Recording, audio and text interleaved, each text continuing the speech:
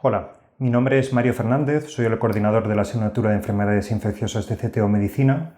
Me ocupo en mi trayectoria profesional a las enfermedades infecciosas y el objetivo de este pequeño vídeo es transmitir de una forma relativamente concisa lo que sabemos a día de hoy de los aspectos virológicos, clínicos y terapéuticos del nuevo coronavirus, agente causal de la enfermedad o de la entidad conocida como COVID-19. Antes de entrar en detalles, debo adelantar lo que voy a comentar aquí de forma muy breve es el conocimiento más o menos actualizado a fecha de hoy, 10 de marzo. Los acontecimientos y el grado de conocimiento se está acelerando de una forma sorprendente. Por tanto, lo que diga hoy, ahora aquí, a lo mejor dentro de un mes tiene escasa validez, pero no obstante vamos a intentar abordar este tema de la forma más sencilla posible y en la medida de lo posible que pueda servir para clarificar las dudas que puedan surgir. Estamos ante una infección que, como es bien sabido, obedece a un tipo de virus conocido como coronavirus. Los coronavirus son virus terriblemente prevalentes. El primer aspecto que debemos tener claro para intentar entender un poco lo que está ocurriendo es que los coronavirus son virus ARN. A diferencia de los virus ADN, los virus ARN presentan una mayor propensión a cometer errores o a que se produzcan errores durante la replicación de su genoma. Estos errores tienen lugar básicamente por la ausencia de una especie de corrector de pruebas, como si lo tienen los virus ADN y por supuesto las células procariotas o eucariotas como es la nuestra. Esta mayor propensión a que durante los distintos ciclos replicativos del virus se cometan errores, digamos, de forma aleatoria en su genoma, condiciona uno de los riesgos que tienen los virus ARN y es su mayor capacidad de recombinación genética. Esto es bien conocido, por ejemplo, en el caso del virus de la gripe. Sabemos que las grandes pandemias de virus de la gripe y en menor medida las epidemias anuales obedecen a recombinaciones de los distintos segmentos de su RNA o ARN. El virus de la gripe, por cierto, tiene varios segmentos de ARN. En el caso del coronavirus, como enseguida vamos a ver en una figura, es una única molécula de ARN. Pero en cualquier caso, esta mayor capacidad de recombinación génica va a condicionar una mayor capacidad de adaptación. El otro aspecto que debemos tener en cuenta del coronavirus es su elevada prevalencia. Son virus muy prevalentes, no solamente en la especie humana, sino también en los animales. Por tanto, son virus que tienen capacidad para llevar a cabo lo que se conoce como salto de especie. Virus que en condiciones naturales, digámoslo así, infectan fundamentalmente a diversos animales, y ya veremos que el origen de los distintos coronavirus generalmente suelen ser los murciélagos, tienen capacidad de, a través de una recombinación génica, adaptarse a nuevos hospedadores.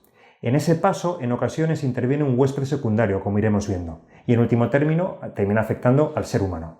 Por tanto, virus ARN, elevada capacidad de recombinación génica, frecuente afectación de animales y, por tanto, gran capacidad de adaptación, de recombinación y de salto de especie. Cuando hablamos de los coronavirus, el primer aspecto que nos puede llamar la atención es el nombre. ¿Por qué se llaman coronavirus? Esta figura lo deja bastante claro. Los coronavirus son virus ARN, como he comentado, que tienen una envuelta glucoproteica y que, como se puede ver en la imagen, presenta una serie de espículas, spikes en inglés, de naturaleza glucoproteica que son muy prominentes. Hay muchos virus con envuelta que presentan diversas glucoproteínas. Un buen ejemplo es el VIH, pero también lo tenemos en los herpes virus. Sin embargo, los coronavirus es muy relevante. Estas espículas, estas espinas, por traducirlo de forma literal en inglés spike, son muy prominentes. Esto de hecho condiciona que en la microscopía electrónica los coronavirus presenten un aspecto tan característico, que se asemeja, por así decirlo, a una corona, de ahí el nombre de coronavirus. Cuando hablamos de coronavirus, la historia hay que remontarla no ayer, ni al mes de diciembre, ni a la provincia de Hubei, ni mucho menos. Hay que remontarla a muchas décadas atrás. Son diversos los coronavirus que infectan al ser humano. Los primeros de ellos se detectaron y se identificaron en la década de los años 60. Por ejemplo, el coronavirus humano 229E o el HC43. De hecho, los coronavirus, junto con los rinovirus y algún otro virus, son uno de los agentes más frecuentemente implicados en los cuadros de catarro, que todas las temporadas padece un elevado porcentaje de la población. Los coronavirus son responsables de la mayor parte, junto con rinovirus, de los episodios de catarro común e infecciones habitualmente leves de vías altas. Sin embargo, ya desde el año 2002-2003 sabemos que, en virtud a esta capacidad de recombinar su material genético y de producir el conocido como salto de especie, los coronavirus pueden adoptar distintas manifestaciones clínicas mucho más graves cuando se produce o se genera una nueva especie de coronavirus. Y este primer concepto se puso de manifiesto con la epidemia del conocido como SARS coronavirus, por sus siglas en inglés lo traduciríamos como síndrome respiratorio agudo severo o grave, cuyos primeros casos se detectaron en los años 2002-2003, fundamentalmente en China. Como luego veremos, el coronavirus que ahora mismo nos aflige presenta una elevada homología con ese primer SARS coronavirus. Posteriormente, en el 2004-2005, se identificaron otros coronavirus, llamémoslo así, banales, más parecidos a los clásicos, como puede ser el NL63 o el HK1, que no tienen mayor trascendencia y que igualmente producen cuadros de catarro común, hasta que en el 2012-2013, en la península arábiga, en Arabia Saudí y posteriormente un brote secundario en Corea del Sur, puso de manifiesto la existencia de otro coronavirus conocido como MERS, por sus siglas en inglés, síndrome respiratorio de Oriente Medio. El MERS coronavirus y el SARS coronavirus son virus conocidos por su elevada mortalidad. Particularmente en el caso del MERS, la mortalidad o la letalidad, sería el término más correcto, se estima en no menos del 30-35%. Para el SARS coronavirus, el clásico entre comillas, el que data de 2002, la mortalidad se estima en aproximadamente 10, 14, 15%. Estamos hablando, por tanto, de infecciones con una elevada letalidad, pero que afortunadamente, y en parte condicionado por su letalidad, tuvieron una capacidad de transmisión muy baja. De forma que, en el caso del SARS coronavirus, la inmensa mayoría de los casos se concentraron en China. Hubo algún caso secundario e importado, por ejemplo, en Canadá, en la provincia de Ontario y en algunos otros países asiáticos, pero realmente la distribución afortunadamente fue muy limitada. Más limitada todavía, por fortuna, en el caso del MERS coronavirus, con casos detectados todavía a día de hoy fundamentalmente en la península arábiga, en Arabia Saudí, y como digo, un brote secundario con un importante componente nosocomial, intrahospitalario si se quiere, que tuvo lugar en Corea del Sur como consecuencia de un hombre de negocios coreano que estuvo en Arabia Saudí, regresó a su país, pasó por varios hospitales, por los servicios de urgencias de varios hospitales ya con clínica atribuible al MERS coronavirus y que por tanto dio pie a una serie de casos secundarios y terciarios. Un brote que afortunadamente se contuvo en el caso de Corea, pero que se asoció a una mortalidad igualmente muy relevante. Como es bien conocido y vemos todos los días en las noticias, a finales del 2019, a finales de diciembre, las autoridades sanitarias chinas pusieron de manifiesto una acumulación inhabitual y que no se explicaba por criterios epidemiológicos de casos graves de neumonía, fundamentalmente localizados en la ciudad de Wuhan, en la provincia de Hubei. Estamos hablando de una ciudad muy poblada, 11 millones de habitantes, y a partir de ahí se consiguió la identificación del virus y empezar a trazar un poco las características virológicas de este agente, al tiempo que se empezaron a ver las distintas manifestaciones clínicas de las que luego hablaré. Simplemente por hacer hincapié en este carácter íntimamente relacionado con los animales y el salto de especie, en el caso del SARS coronavirus y del MERS coronavirus, se sabe que el huésped original es el murciélago, concretamente el murciélago de herradura, y existe un intermediario secundario en el que habitualmente las manifestaciones clínicas son bastante banales, un huésped secundario, digámoslo así, y que en el caso del SARS coronavirus se identificó como la civeta.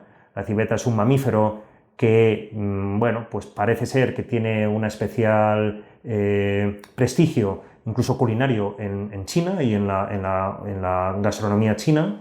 En el caso del MERS, ese huésped secundario que actúa un poco como mecanismo de amplificación y como vector último es el dromedario. La identificación del huésped secundario, por ejemplo, en el caso del SARS coronavirus y en menor medida también del MERS, ha sido muy útil a la hora de intentar contener el brote inicial de la infección.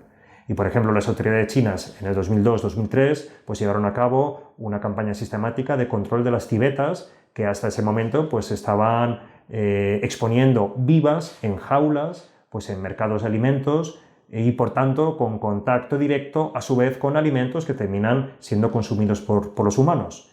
Se cree que es este particular campo de cultivo en el que hay animales salvajes, digámoslo así, o exóticos vivos, enjaulados, en contacto directo con los alimentos y en condiciones higiénicas pues deficientes, las que facilitan sobremanera la adaptación génica del virus, el salto de especie y, en último término, la afectación del ser humano.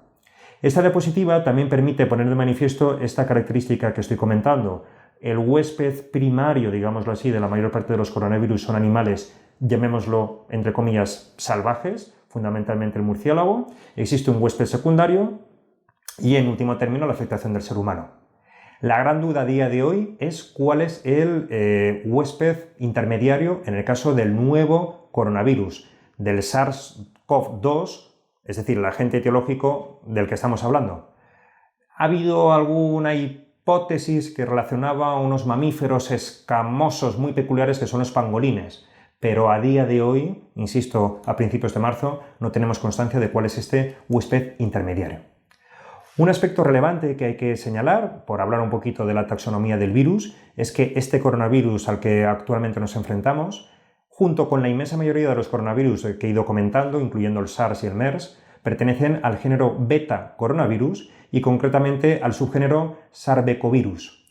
Básicamente lo que hay que saber a efectos prácticos es que el nuevo SARS coronavirus o SARS-CoV-2 presenta una enorme homología estructural y genética con el SARS coronavirus del 2002. La homología se estima casi en el 80%, comparten un 80% de su material genético. Afortunadamente, lo adelanto ya, presenta unas características en cuanto a letalidad que no son comparables al 10% de letalidad del SARS coronavirus, del original, digámoslo así. Como contrapartida, y este es un concepto epidemiológico bien conocido, a menor letalidad de una infección transmisible, existe mayor posibilidad de transmisión. Un ejemplo dramático lo vemos en las fiebres hemorrágicas o en el ébola. Tiene una letalidad altísima y la capacidad de transmisión es muy restringida. Por el contrario, virus tan banales, como el rinovirus, el del catarro común, se transmite con una enorme capacidad, una enorme facilidad y obviamente la letalidad es nula. En el caso del SARS coronavirus 2, del nuevo SARS, pues por desgracia estamos ante una capacidad de transmisión relativamente alta y por supuesto mayor que la del SARS y la del MERS, a expensas de una menor mortalidad, pero una mortalidad que no deja de ser apreciable y relevante, como estamos comprobando por desgracia. Sin entrar en los aspectos más puramente epidemiológicos o de transmisión, que serán abordados en otro pequeño vídeo por uno de mis compañeros, sí que quisiera comentar de forma muy sucinta cuáles son las manifestaciones clínicas que presenta este cuadro. La infección o el cuadro conocido como COVID-19, que por sus siglas en inglés lo traduciríamos como enfermedad asociado al coronavirus 2019, son manifestaciones clínicas que presentan un periodo de incubación hasta donde se sabe a día de hoy que oscila entre los 2 y los 14 días. Cabe la posibilidad de que haya algún caso con un periodo de incubación más largo. Como en cualquier fenómeno biológico, hay fenómenos extremos, outliers, pero la mayor parte de los casos se concentran entre los 2 y los 14 días y, para ser precisos, la mediana básicamente oscila entre 4, 5, 6 días. Por encima de las 2 semanas puede haber algún caso, me refiero de periodo de incubación más prolongado, pero es excepcional. Desde un punto de vista clínico, y esto es importante y es un mensaje fundamental, la inmensa mayoría de las infecciones son banales. Es decir, son cuadros leves, básicamente similares a los de otros virus respiratorios. Puede haber fiebre o febrícula, puede haber tos, en un 10% de los casos hay diarrea, puede haber dolor de garganta. La rinorrea, curiosamente, que es muy común en el rinovirus e incluso en la gripe, parece que no es tan habitual con el nuevo SARS coronavirus. Y bueno, pues puede haber malestar general, artromialgias, etc. Aproximadamente en el 15% de los casos, y este es un dato que se reproduce de forma consistente en las series clínicas que se van comunicando desde China fundamentalmente, Singapur y Corea, estamos viendo que el 15% presenta un curso más grave, un curso con muy mínimo con neumonía y, por tanto, eventualmente con necesidad de ingreso hospitalario. Aproximadamente en el 5% de los casos el curso es muy grave. Puede cursar con fracaso multiorgánico, shock séptico o síndrome de distrés respiratorio del adulto. Por tanto, 80% casos muy banales, 15% casos más graves y un 5% casos muy graves. En términos globales, y esta es una cifra sujeta a constante revisión, pero que parece que se mantiene de forma bastante consistente, la letalidad, es decir, el número de muertes atribuibles en personas infectadas, oscila entre el 2 y el 3%. Por supuesto, hay países que están reportando cifras por debajo del 1%, hay otros países, como últimamente Italia, en los cuales la mortalidad o la letalidad, por utilizar un término epidemiológicamente más preciso, parece que está siendo un poquito mayor. Pero en cualquier caso nos movemos en este intervalo. No obstante, este es el dato agregado. Si nos vamos a distintas categorías de edad y distintos factores de riesgo, en pacientes jóvenes, entiendo por jóvenes menores de 50 años, la letalidad es absolutamente anecdótica, por fortuna. Por desgracia, si nos vamos a pacientes en el otro extremo, más de 80 años, la letalidad se estima en torno al 15%. Y en ese pequeño subgrupo de pacientes, 5% con manifestaciones clínicas muy graves, hasta ahora, repito, lo que sabemos es que la letalidad puede alcanzar el 50%. Con cuadros muy graves en los que fundamentalmente, más allá del fracaso multiorgánico, tiene lugar, como se puede ver en las imágenes, pues una neumonía con infiltrados alveolares, dispersos, parcheados, con síndrome de distrés respiratorio agudo, liberación de citoquinas y una evolución en muchas ocasiones fatal. Insisto, en una minoría de casos. ¿Cuáles son los factores de riesgo hasta donde sabemos ahora mismo que se vinculan con mayor gravedad? Bueno, pues parece que en todas las series clínicas, la edad avanzada, la presencia de patologías respiratorias crónicas, las comorbilidades y la inmunosupresión serían factores de riesgo que se asocian eventualmente a una mayor gravedad del cuadro. Fuera de estos factores de riesgo, puede haber algún caso con mala evolución, pero es absolutamente excepcional. Por tanto, no hay que perder de vista el mensaje que ya estoy comentando y ya he comentado en diapositivas anteriores. La inmensa mayoría de las ocasiones, el cuadro es leve, un 15% puede ser moderado en cuanto a que hay neumonía. Cuando confluyen algunos de estos factores de riesgo, edad avanzada o comorbilidades e inmunodepresión, ese último aspecto, por cierto, no está tan claro, pero parece que tenemos algún dato que lo sugiere, que la inmunodepresión, y desde luego es de esperar, confiere mayor riesgo, pues la evolución puede ser peor. Por último, ¿qué tenemos de tratamiento a día de hoy? Más allá de las medidas de soporte, por desgracia, no existe a día de hoy ningún tratamiento que de forma consistente en un ensayo clínico haya demostrado mejorar el pronóstico, no ya del nuevo SARS coronavirus, sino ni siquiera del MERS o del SARS coronavirus clásico, el del 2002. De hecho, la FDA no tiene ningún fármaco a día de hoy aprobado con esta indicación. Hay bastantes trabajos con el uso de inhibidores de la proteasa, los fármacos que se utilizan como antirretrovirales, sobre todo lopinavir, ritonavir y otros inhibidores de la proteasa. Pero efectivamente, en la elaboración del virión o la formación del virión infectivo del coronavirus existe un proceso de proteólisis. Se requiere el concurso de una proteasa vírica que puede ser inhibida con fármacos que inhiben, por ejemplo, la proteasa del VIH. Por desgracia, no existen a día de hoy datos consistentes de la utilidad de esta terapia en el nuevo coronavirus. Hay datos que parece que pueden mejorar el pronóstico en pacientes infectados por SARS o por MERS. De hecho, hay un ensayo clínico en marcha en el que se utiliza, rectifico, hay muchos ensayos clínicos en marcha, fundamentalmente en China y con el nuevo SARS coronavirus. Pero ya desde hace un par de años, quería decir, hay un ensayo clínico en marcha, el ensayo Miracle, en Arabia Saudí, fundamentalmente, para el tratamiento del MERS coronavirus con lopinavir, ritonavir asociado a interferón beta. Los resultados de ese ensayo a día de hoy se desconocen y en cualquier caso no estamos hablando del nuevo coronavirus, sino del MERS. Recordemos, una mortalidad hasta del 30%. Hay otros fármacos que de forma preliminar y atendiendo a experiencia in vitro o con mucho en algunos modelos animales podría tener alguna utilidad. Por ejemplo, la cloroquina o por ejemplo los interferones, el interferón alfa y el interferón beta, interferón alfa nebulizado e interferón beta subcutáneo. Por ejemplo, a día de hoy, y esta es una información que va cambiando casi a diario, las autoridades chinas recomiendan en sus prácticas de guía clínica el uso de lopinavir y ritonavir asociado a interferón alfa nebulizado, pero hay también trabajos y se está poniendo interferón beta subcutáneo. El fármaco que parece que podría ofrecer mejores expectativas es un fármaco a día de hoy no comercializado, aunque se está empezando a utilizar en pacientes, que es el remdesivir. El remdesivir es un inhibidor de la ARN polimerasa que en su momento fue desarrollado fundamentalmente para el tratamiento de fiebres hemorrágicas. virus Marburg, virus ébola, otros virus productores de fiebres hemorrágicas del grupo de los arenavirus, como el virus Junín o otros virus, sobre todo circunscritos a Centro y Sudamérica. Con el remdesivir hay trabajos in vitro que sugieren que tiene mejor actividad que el lopinavir y ritonavir. Empieza a haber experiencia clínica que vamos acumulando en el día a día, pero por ahora es un fármaco, bueno, pues digámoslo así, en vías de aprender de él. Posiblemente con buenas expectativas, pero todavía sin gran experiencia clínica. Y estos son un poco los datos que quería transmitir a día de hoy de lo que sabemos desde un punto de vista clínico y epidemiológico del nuevo coronavirus.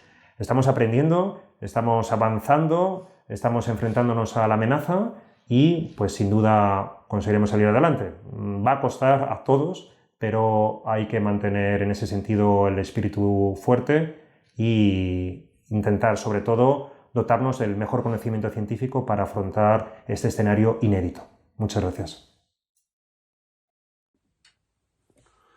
Hola a todas y todos, aunque ya nos conocemos, mi nombre es Víctor Quirós. Vamos a hablar hoy de un ambiente un poco diferente al que habitualmente estamos acostumbrados. Sabéis que nos hemos visto en clases de epidemiología y hoy vamos a hablar de epidemiología, lo que pasa es que no de la epidemiología que vemos en las clases. La epidemiología en las clases es metodología de la investigación y aquí sí que vamos a ver esa distribución geográfica y temporal de las enfermedades, que es lo que realmente hacemos los que nos dedicamos a la epidemiología, y en concreto vamos a hablar de un gran protagonista en estas últimas semanas como es el virus SARS-CoV-2 con su patología asociada, que es la patología COVID-19, que conocéis perfectamente, en la cual Mario os ha comentado de manera brillante tanto la parte virológica, la parte de tratamiento, la parte de diagnóstico, pero nos falta para ese conocimiento global de lo que sería una epidemia como se está convirtiendo COVID-19, nos faltaría un punto fundamental, que es de dónde venimos, dónde estamos y hacia dónde vamos. Y además me gustaría que estos minutos tuvieran también un componente breve divulgativo, en el cual fuéramos capaces de juzgar las noticias que nos llegan, de si determinadas comunidades autónomas lo están haciendo bien o mal, si el gobierno lo está haciendo bien o mal, si deberíamos ser más agresivos, si deberíamos de ser más laxos. Bueno, pues os voy a explicar por qué se están llevando a cabo las medidas que se están llevando a cabo, porque todas responden y tienen argumentos teóricos detrás y de hecho están protocolizadas. Entonces quiero que lo comprendáis y que lo entendáis. En primer lugar, no sé qué hicisteis el 31 de diciembre de 2019, yo estaba de fiesta. Bueno, el 31 de diciembre de 2019, mientras muchos estábamos de fiesta, celebrando Nochevieja, en la ciudad de Wuhan, en China, las autoridades sanitarias pertenecientes a la provincia de Hubei detectaron y notificaron a las autoridades sanitarias estatales que se habían detectado 27 casos de neumonía de una etiología desconocida que hasta ese momento nunca habían detectado. Y al realizar la encuesta epidemiológica, al preguntar a la gente qué tenían en común, vieron que todos habían tenido relación, mayor o menor, con un mercado mayorista de carne, de pescado y de animales vivos que sabéis que ha trascendido en esta ciudad, en la ciudad de Wuhan, en la provincia de Hubei. Esta gente, que como digo se notificó el 31 de diciembre, comenzaron con los síntomas el 8 de diciembre, con lo cual estuvieron mucho tiempo en un periodo de transmisión, y hasta el 7 de enero de 2020 no se supo que la causa de esta neumonía complicada, en la mayor parte de los casos, había sido un virus de la familia de los coronavirus, que lo denominaron en ese primer momento nuevo coronavirus. Con lo cual, fijaos cómo un poco vemos ya dónde se encontraba el origen. En la diapositiva que veis en este momento veis perfectamente la evolución desde ese primer foco en la ciudad de Wuhan, cómo se extendió rápidamente por todo el país, por todo China. Ojo, se extendió rápido, pero también se ha contenido rápido. Y lo digo porque es muy importante que esta diapositiva la tengamos en la cabeza. Y digo esto porque si lo veis claramente la distribución de los casos, aquí estamos hablando de nuevos casos, vemos cómo se alcanzó un pico, ese pico que se alcanzó aproximadamente el 31 de enero del año 2020. Veis cómo hay un salto muy grande. Este salto muy grande ocurre mucho en epidemiología, se produce cuando cambiamos los criterios de caso. Bueno, se cambió el 31 de enero y por eso se ve un salto ahí mayor del que era esperable, pero luego desde ahí bajó de manera constante hasta llegar a niveles mínimos. Digo esto porque tenemos que tener claro que la epidemiología también tiene un componente un poco egoísta. En China están conteniendo perfectamente la epidemia, están llegando a mínimos históricos de casos nuevos. El problema es que ha llegado a Europa y por eso estamos más preocupados, pero realmente en términos globales la epidemia está en una fase de meseta de casos nuevos. Se están compensando los casos que China no tiene con los casos que tenemos ahora en Europa, pero que entendamos que igual que en China está disminuyendo, aquí va a disminuir no tardando mucho y bueno, afortunadamente lo vamos a ver. Una vez que esos casos se extendieron por toda China, continuaron, evidentemente bienvenidos al siglo XXI, no hay fronteras o apenas hay y además cada vez afortunadamente hay menos, pero tampoco las hay para las enfermedades. De China pasó el virus a Japón, Corea del Sur, Singapur, además con cosas curiosas, en Corea del Sur, por ejemplo, muy relacionado con determinado grupo religioso y con una costumbre que tienen en Corea del Sur, que es no ir a un centro médico y que les atiendan, sino probar en varios y el que se sientan mejor, más cómodos, que les atiendan, con lo cual esto favorece la propagación de la enfermedad, evidentemente, lo digo en términos un poco sociológicos. Como digo, Corea del Sur, Japón, Singapur, Irán. Sabéis que en Irán ha habido un problema enorme y que además estamos estudiando si el virus que está actuando en Irán, bueno, pues es una variante del virus porque tiene una mortalidad francamente superior a otros lugares. Y llegó a Italia. Y aquí se paralizó el continente. Evidentemente no es lo mismo para nosotros, ¿no? Para España, que el virus esté en China que esté en Italia por vínculos pues, sociopolíticos. Y ahí llegó ya la gran preocupación y ahí cuando llegó a Italia yo creo que todos tuvimos la sensación de que antes o después iba a llegar. Afectó en Italia especialmente, como sabéis, a 4 provincias, a la provincia de Lombardía, a la provincia de Véneto, a la provincia de Piamonte y a la provincia de Emilia-Romagna, provincias importantísimas del norte de Italia, en las cuales hay ciudades muy turísticas como son la ciudad de Milán, la ciudad de Venecia, y ahí ya yo creo, como digo, nos empezamos a preocupar.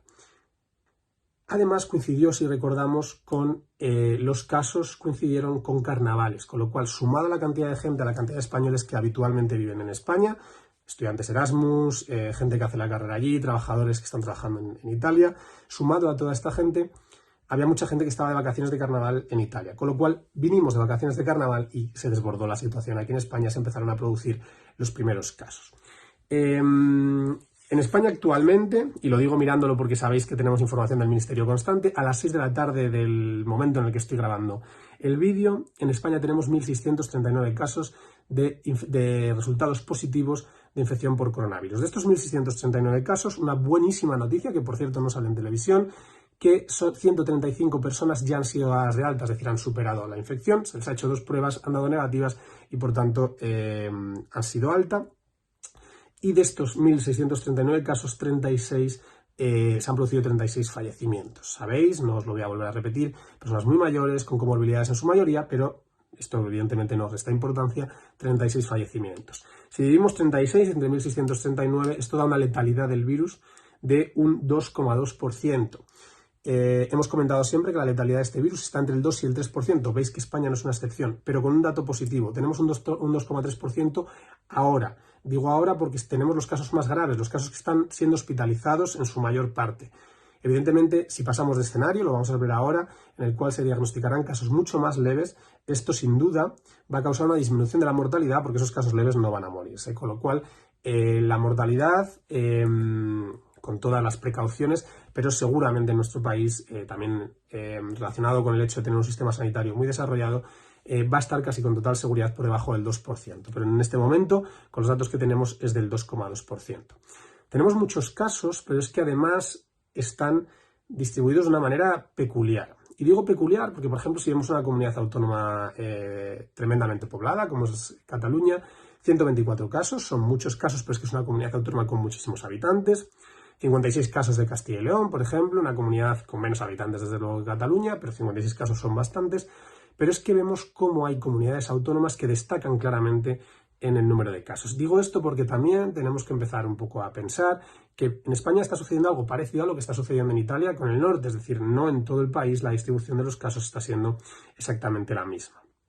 Entonces, destaca desde luego Madrid por número, evidentemente una comunidad muy poblada, pero con 782 casos, una incidencia muy alta, pese a estar ya muy poblada, pero muy alta. Sabéis además en determinados núcleos poblacionales los cuales se han producido más casos. 195 casos en Euskadi, que por número de casos no destacan demasiado, pero sí por la zona en la que se han producido, porque casi todos se han producido, como sabéis, en la ciudad de Vitoria, y 155 casos en La Rioja, que aquí sí es un número muy alarmante porque La Rioja es una comunidad con no muchos habitantes, una comunidad pequeñita, uniprovincial, y 155 casos son muchísimos casos para La Rioja, que es una de las comunidades que presentan la incidencia mayor. Con lo cual, como veis, determinados focos muy concretos, muchos casos, pero además ceñidos a determinadas zonas, y esto a la hora de controlar la infección es un dato importantísimo. Una vez que ya sabemos cuál es la situación, yo creo que hemos hecho un repaso a cómo ha llegado el virus a España, qué situación tenemos, es muy importante que sepamos las medidas de prevención. Y medidas de prevención divididas en dos puntos importantísimos. Unas medidas de prevención que ahí pongo como generales, pero que deberíamos llamar en todo momento, en todo lugar y bajo cualquier circunstancia. Es decir, lo que tenemos que hacer sí o sí, fuera del hospital, dentro del hospital, cuando salgo a tomarme algo con los amigos, siempre.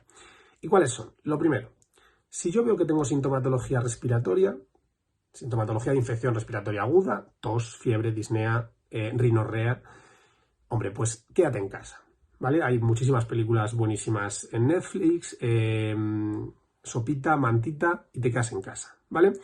Evidentemente es una medida muy buena para no diseminar una infección respiratoria, pero repito, para el coronavirus, para la gripe y para cualquier virus respiratorio. En segundo lugar tenemos lo que denominamos la etiqueta respiratoria. La etiqueta respiratoria es toser en el codo, ¿vale? Evitar toser, estornudar en las manos y que por tanto se contaminen. Además, y esto es importante también ensayarlo en casa porque luego no lo haremos fuera, evitar toquetearnos la cara porque esto también favorece la infección, y muy importante la higiene de manos constante, frecuente, ¿vale? Y muy importante acentuarla en este periodo porque además todo lo que acentuemos en este periodo luego lo vamos a tener ya como costumbre, con lo cual importante, como digo, realizar higiene de manos con mucha frecuencia. La higiene de manos o lavado de manos con agua y jabón, la higiene de manos con solución hidroalcohólica, las dos son buenas. La solución hidroalcohólica es verdad que tiene un poder mayor bactericida, pero en todo caso a nivel poblacional las dos serían medidas adecuadas para realizar higiene de manos.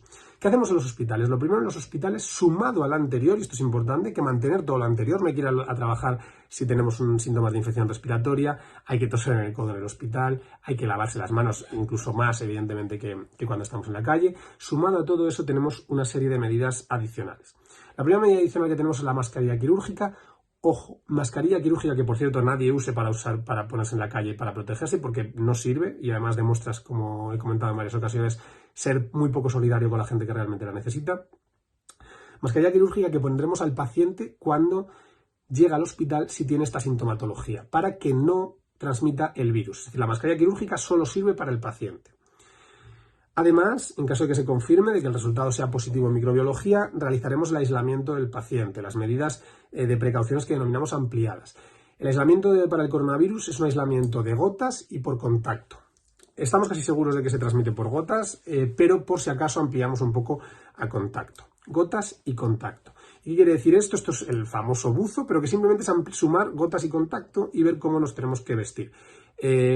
Bata que sea resistente a líquidos, gafas antisalpicadura, guantes y la mascarilla FFP2. Por tanto, nosotros no utilizamos la mascarilla quirúrgica para protegernos, con lo cual es ridículo que la usemos por la calle, ¿vale? La mascarilla FFP2 es la más adecuada. Que eso sería, digamos, toda la vestimenta que utilizamos para atender a un paciente que tiene un caso probable o confirmado por SARS-CoV-2, por COVID-19. Y en último lugar, habréis escuchado hablar de las habitaciones con presión negativa. Las habitaciones con presión negativa no están presentes en todos los hospitales, de hecho están presentes en pocos hospitales. Las utilizamos para aquellos procedimientos, y están indicadas en el caso del coronavirus, en los procedimientos que denominamos o que decimos que generan aerosoles, porque esto evidentemente, sobre todo aquellos que implican un contacto directo con la vía aérea, porque evidentemente la posibilidad de transmisión es muchísimo mayor. Ejemplo, si vamos a intubar a un paciente, si vamos a hacer un lavado broncoalveolar, bueno, pues si vamos a hacer este tipo de técnicas, estaría bien una habitación de presión negativa e incrementaríamos un poquito también nuestro atuendo. Entonces, ejemplo, en lugar de la mascarilla FFP2, utilizaríamos una mascarilla FFP3. Pero estas son, digamos, las medidas generales a tomar dentro del ambiente sociosanitario.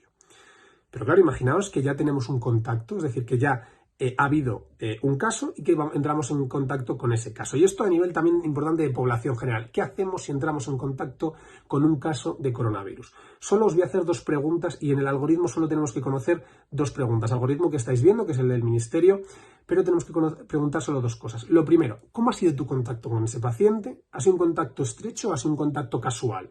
Claro, no es lo mismo que sea tu pareja con la cual has cenado a 30 centímetros de distancia, que hayas compartido un bar y uno estuviera en una punta del restaurante y el otro estuviera en la otra. No es el mismo grado de contacto. Entonces, ¿qué grado de contacto has tenido? ¿Estrecho o casual? Y en segundo lugar, ¿tienes síntomas o no los tienes? Con esas 2 preguntas llegamos a todo lo que podemos hacer con todos los contactos. Entonces, primero, si el contacto es asintomático, si el contacto, repito, es asintomático, si he tenido un contacto estrecho y es asintomático, lo único que hago es notificarlo, evidentemente, para que las autoridades de salud pública conozcan que se ha producido ese contacto, pero, importante, no está indicada la toma de muestras. Si yo estoy asintomático, no me tienen por qué tomar una muestra porque va a dar negativa, ¿vale? Entonces, no está indicada la toma de muestras.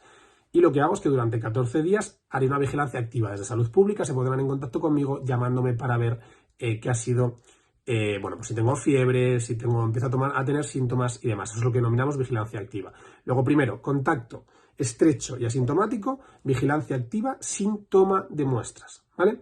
Alguien dirá, pues es que yo tuve un contacto, mi prima del quinto tuvo un contacto estrecho con un caso, ya está bien, pero la tomaron una muestra. Ya, bueno, a mi primo del quinto tuvo gripe y le dieron un antibiótico. Hay cosas que se hacen mal, ¿vale? Pero no está, como digo, indicado. Si el contacto no es estrecho y es casual, eso queda fuera, porque evidentemente no hemos estado a esa distancia que consideramos menor de 2 metros de riesgo. Contacto estrecho sería distancia menor de 2 metros, pues eso, cercanía y, por supuesto, los profesionales sanitarios que estamos expuestos por nuestra cercanía habitual. Si ya comienza con clínica, ese contacto estrecho, ahí sí tomaríamos muestras. Si es positiva sería un caso, si es negativa estaría sano. Pero ahí sí, digamos, tomaríamos muestra y estableceríamos el aislamiento y demás, ¿vale? Pero importante, repito, 2 preguntas: ¿qué grado de contacto he tenido con el paciente y si tengo o no sintomatología? Y finalmente, ya para terminar, me gustaría explicaros un poco el tema de los diferentes escenarios, para que juzguemos, repito, con precisión toda la información que recibimos respecto a si... Para que juzguemos, repito, con precisión toda la información que recibimos respecto a si el gobierno, la comunidad autónoma lo está haciendo bien, lo está haciendo mal, debería incrementar, no debería incrementar. Bueno, pues por lo menos vamos a hablar o vamos a opinar, que evidentemente todo esto es opinable, pero con cierto rigor. Lo primero, queda fuera de este escenario los profesionales sanitarios. Habéis oído que los profesionales sanitarios nos han recomendado que no celebremos congresos, jornadas, reuniones. ¿Por qué es esto? ¿Y por qué alguien puede pensar, claro, o sea, a mí no me dejan ir de congreso, pero siguen celebrándose las fallas, la Feria de Abril, la Semana Santa? Bueno, lo primero, los sanitarios no estamos en las mismas situaciones que el resto de la ciudadanía, porque una infección en un profesional sanitario es doblemente grave. Es doblemente grave, en primer lugar, porque se pierde un efectivo y no estamos sobrados de efectivos, y en segundo lugar porque puedes transmitir de manera nosocomial la infección, y la transmisión nosocomial implica que se la vas a pasar tú, sanitario, a una persona que está en el hospital ingresada y que por tanto está ingresada por algo, con lo cual es una persona vulnerable en la cual este virus sí puede tener unas repercusiones muy importantes. Por eso es especialmente importante proteger a los sanitarios y por eso se ha tomado esta medida, con lo cual esto queda fuera de los escenarios. No vale decir, y en los sanitarios no permiten congresos y se celebran las fallas. Son 2 cosas diferentes. Estamos hablando aquí de sanitarios, por un lado, como colectivo, en el cual es especialmente grave que se produzca una infección por la transmisión nosocomial del virus.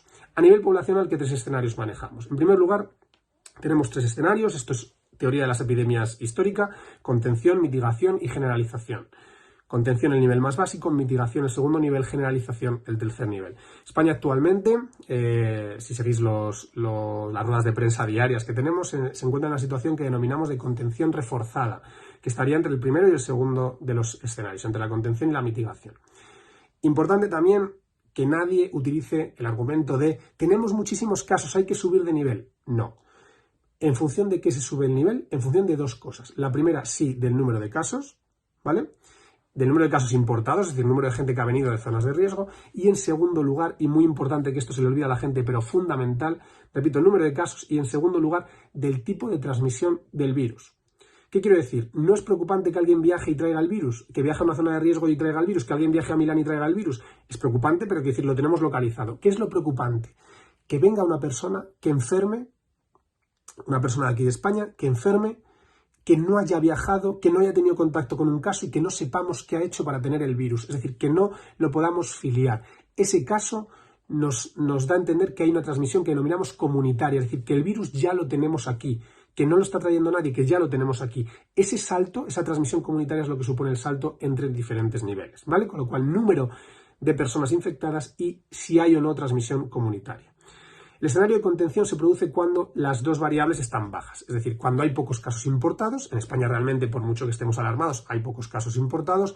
Y en segundo lugar, no hay evidencia de transmisión comunitaria. Todo el mundo tiene un vínculo epidemiológico porque ha viajado o porque ha estado en contacto con un caso que había viajado, ¿vale? O con casos secundarios, pero en todo caso hay ese vínculo epidemiológico. De ahí que hayamos mantenido la fase de contención. Fase de contención que se basa únicamente es bastante, pero que se centra en recomendaciones, ¿vale? Extremar la higiene, no salir a la calle en caso de, no acudir a grandes eventos, bueno, recomendaciones siempre.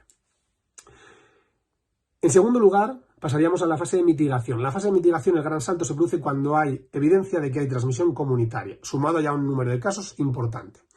En España empieza a haber una fuerte evidencia de que hay una transmisión comunitaria, por eso, y aquí no os lo digo en primicia porque supongo que todos ya lo habréis intuido, va a haber un salto de escenario en no demasiado tiempo debido a esto, ¿vale?